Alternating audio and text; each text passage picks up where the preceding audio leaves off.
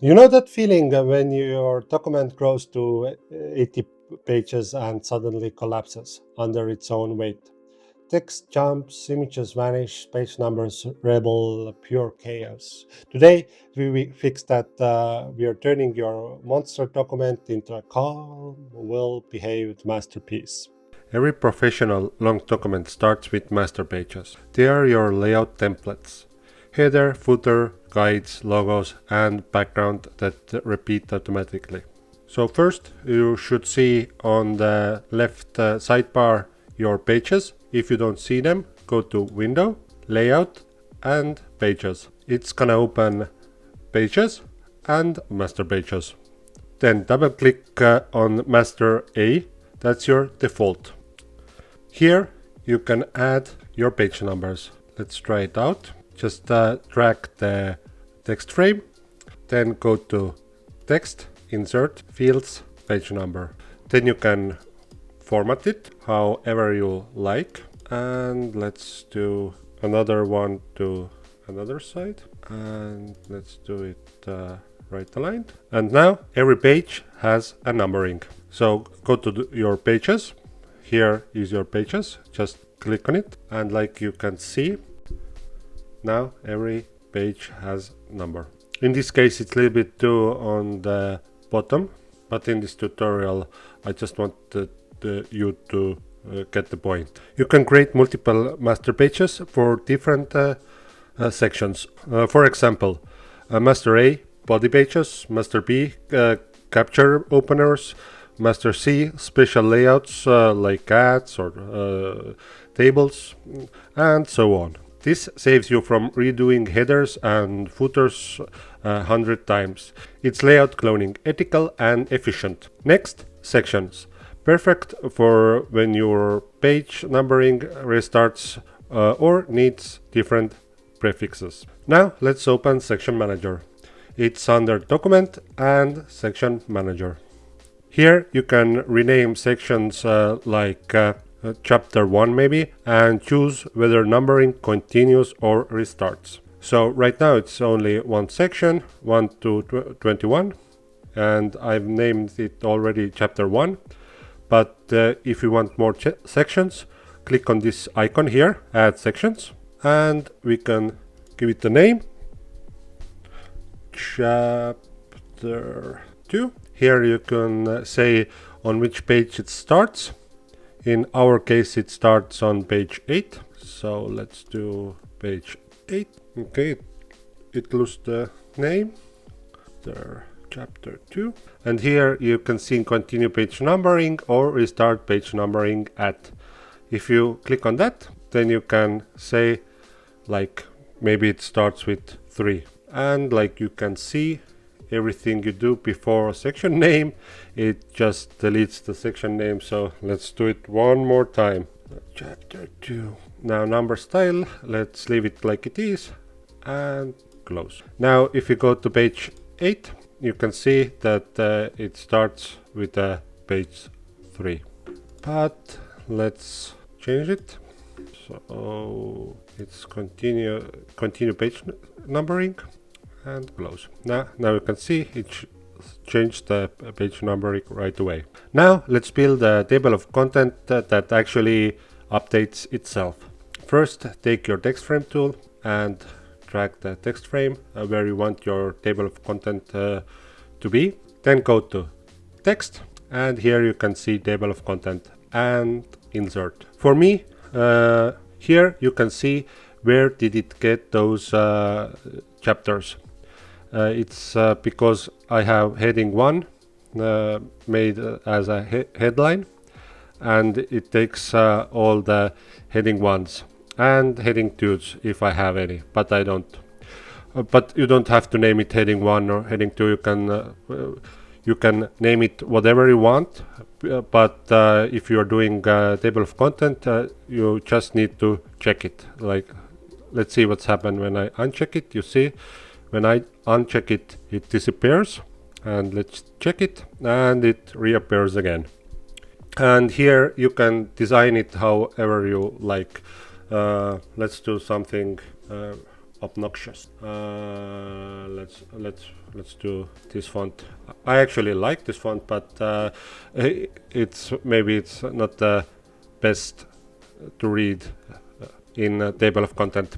But let's do it right now here. You see, and after you have designed it, now what happens is let's take chapter 4, that is page 15.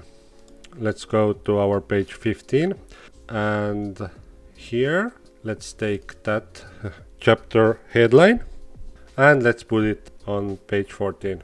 Well, sorry. Yeah, now let's go back to our table of content. Right now it's page 15.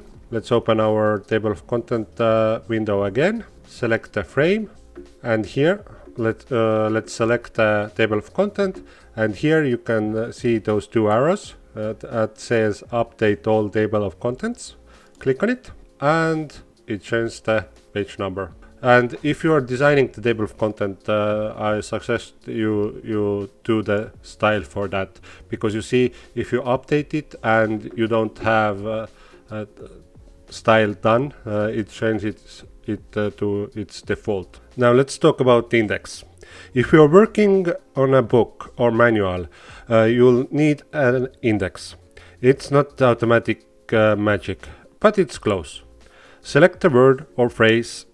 Let's do something. Let's do something here. Let's say here is index. Good enough. Now click where you want your index to be. Then go to text. Here you can see index and insert index mark. Here you can give it a topic name. Let's do it, for example, YouTube test index. Then you can give it a parent topic if you want, and style override. And here you can tell it how it should look like. And click OK. You should repeat this for key terms across your document. Then when you are ready, and let's say we are ready, then let's give it one more page here, and let's say we want this index to be here. Then drag the text box, go to text, index, and insert index. And you see it's under J, it's YouTube test index on page 3. And let's see, it's page 3, and here it's index, and we gave it the name YouTube test index. When content moves around, just update the index and everything syncs. No more manual hunting down page numbers. So let's say this here goes to, let's put it here. Now go to text, index, and here you see update index. And if you go see your index, now you see it's on page 5. Let's say you want clickable reference, like let's say, for example, see on page 18. That's called cross references. And how to get it? It's quite simple. Let's go to text. Here is cross references and insert. Click on that. Here, then choose the paragraph you want to reference, like heading, let's say. And we see that on page 18 there's chapter 5. Let's click on that, and here you see this blue button. If you don't see it, if you see something like that, don't type in the page number. Click on this little arrow and click on page number. And actually you can choose section name, chapter name, whatever, but the point is it should be on your pages. So let's do page number. Oh, one too much. And we can actually say see on page and page number, and just click on OK. And you see page 18. And now if we gonna move this one, let's say it's gonna be on the next page. Oh, sorry. Let's say it's gonna be here. Now let's go back. It's still says page 18, but it's a simple fix. Go to text, cross-reference, and update all. And it's page 19. That's why it's important that you won't type in the page number.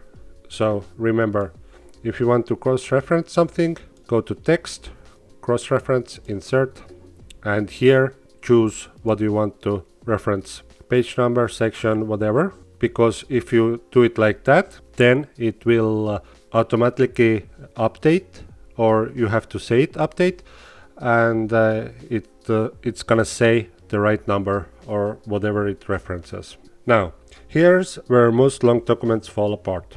Text flow. Use the frame text tool to link text boxes between pages. And like you can see, we already have it here. But if you don't, so where to find it?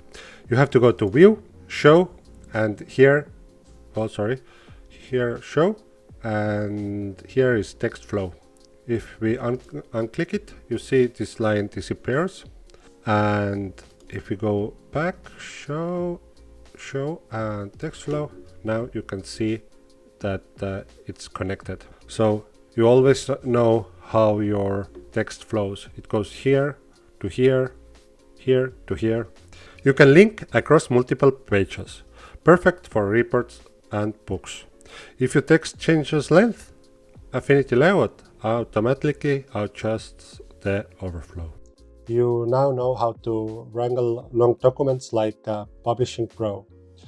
Next time, we'll look at the advanced master pages, conditional design, build dynamic layouts that adapt to your content. Hit subscribe so you don't miss it, and remember, organization is the secret ingredient to creativity.